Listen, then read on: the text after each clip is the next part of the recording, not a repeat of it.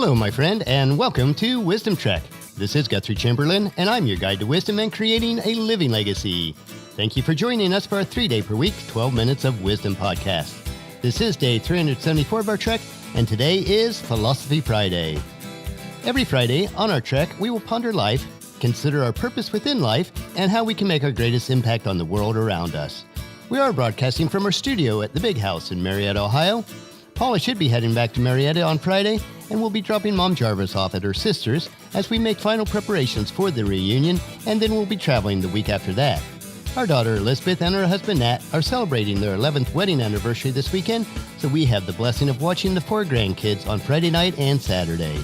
We also continue to prepare for the Chamberlain reunion, which starts in 2 weeks. The following week, Paula and I will be driving to Chicago for the Podcast Movement Conference. At the conference, I have a privilege to speak at one of the sessions about creating and living your legacy. We are also honored that the Wisdom Trek podcast has been nominated for the Academy of Podcasters Award in the Religion and Spirituality category. This is quite an honor for us. In addition to that, our client work has been steady, but not overwhelming this week, so it has allowed us a bit more time to focus on some of our longer-term projects.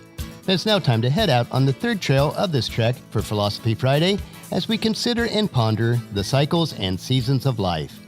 This is the third Philosophy Friday trek within the series as we consider how others impact our lives and legacy, either positively or negatively, and how we must consciously choose who we invest a significant amount of time with. Today we will continue along the same trail. Life is a delicate maneuver of selection, rejection, review, and change. Each person entering your world brings with it either contribution or destruction. Trying to accommodate everyone is to invite certain disaster. Those with poisonous attitudes, strange opinions, and caustic conversations love to look for someone accommodating or nice who will listen to them. They love to dump their verbal garbage into the mental factory of anyone willing to listen. A major challenge in life is that you must learn the art of standing guard at the doorway of your mind. Carefully examine the credentials and authority of those seeking to enter within that place where your attitudes are formed. The words, opinions, and comments of others are constantly shaping your mind and your life. You must be careful who you invest time with, because subtly, the conversations of fear, gloom, despair, complaining, condemning, and criticizing are forming your temporary moods and your permanent personality and character. Remember the saying, a sour face does not come by accident, it is a result of sour thoughts. Children are often told by well-intentioned but misguided parents that they are bad, naughty, selfish, or shy.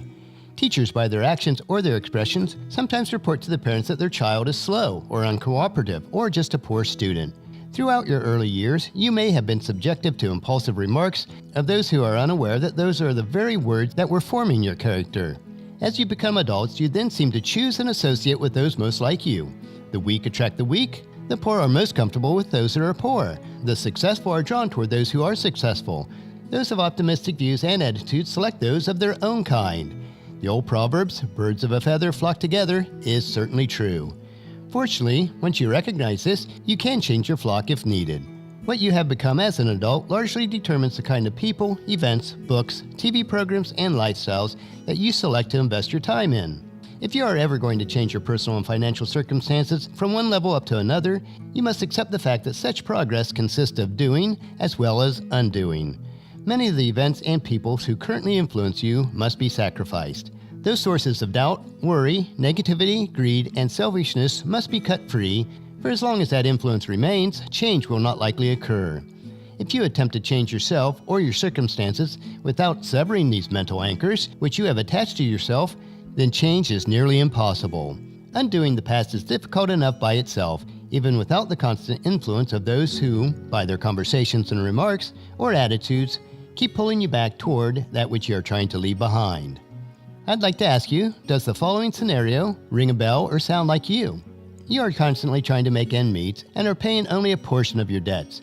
You're buying the bargain price clothes, shopping to save a few pennies on a can of beans, and the countless other things because you are unable to earn enough money. If so, the day needs to come when you combine the right mixture of anger, frustration, humiliation, confidence, determination, and courage to say, never again. Your resolve to change yourself and your situation needs to be unshakable. You need to thrust yourself into reading the right books, dressing the right way, thinking the right thoughts, and going to the right places. Your life must be committed toward changing your life for the better. After your newfound commitment and new excitement, determination, and effort, imagine for a moment what are your chances of success if you return and continue to be influenced by those whose voices ring with discouragement, ridicule, fear, and exaggerated doubt. There will always be that negative family member or friend who will say, "For somebody who's always been broke, you're sure putting on quite a show. Yeah, good luck with your changed life." If you make the commitment to changing your life, you must be very careful of the situation in this story.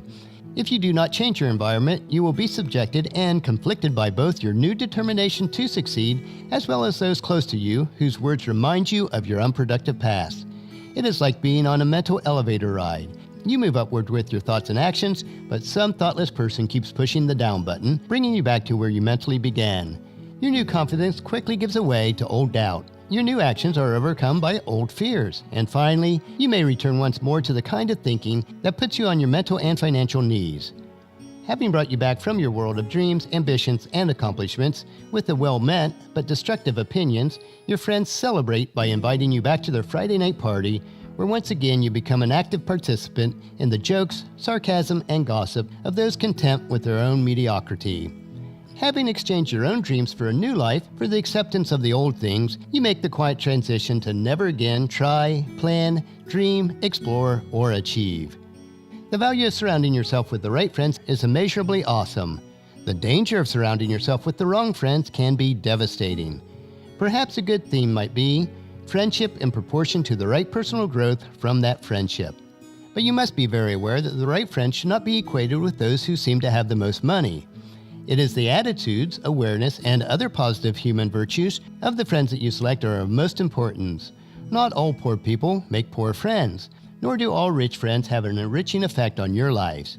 Carefully examine the friends that you have, not their assets or their accomplishments. By examining your friends from both ends of the financial spectrum, you may discover that you have several rich friends as well as poor friends whom you can no longer afford to associate. As my virtual mentor Jim Rohn was quoted as saying, "You are the average of the 5 people that you spend the most time with." If this is, in fact, the case, then you need to analyze who you invest the most time with and how they are influencing you in all areas of your life. If you do not like what you discover, then you need to begin the process of change.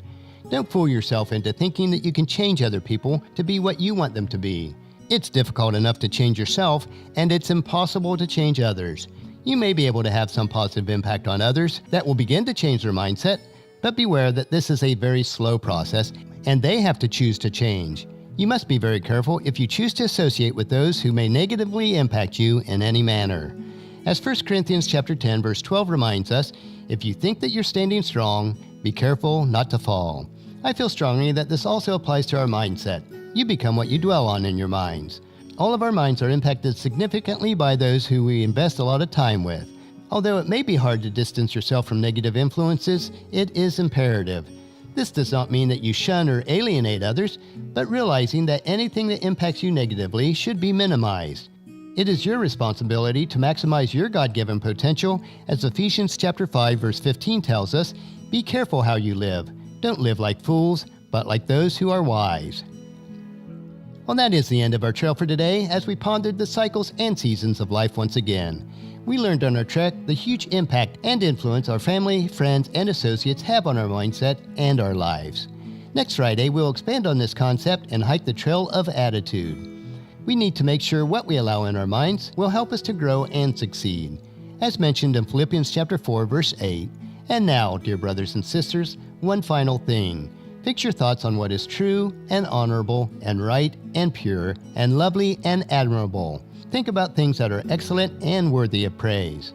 So choose carefully those individuals that you invest time with.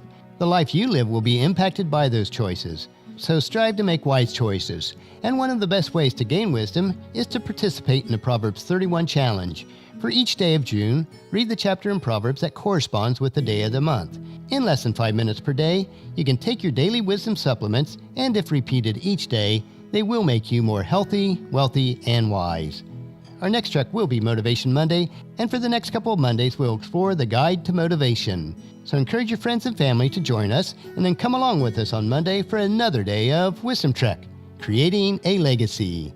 That will finish our trek for today. Just as you enjoy these doses of wisdom, we ask you to help us to grow Wisdom Trek by sharing it with your family and friends through email, Facebook, Twitter, or in person as you meet with them, and invite them to come along with us on each trek. If you'd like to listen to any of the past daily treks, they are available at wisdom-trek.com. And don't forget to subscribe to Wisdom Trek on iTunes, Spreaker, Stitcher, SoundCloud, iHeartRadio, or Google Play, so that each day's trek is downloaded to you automatically. The journal for today's trek is available at wisdom-trek.com. Thank you so much for allowing me to be your guide, your mentor, but most importantly, I am your friend, as I serve you through the Wisdom Trek podcast and journal. As we take this trek together, let us always live abundantly, love unconditionally, listen intentionally, learn continuously, lend to others generously, lead with integrity, and leave a living legacy each day. This is Guthrie Chamberlain reminding you to keep moving forward, enjoy your journey, and then create a great day every day. See you on Monday.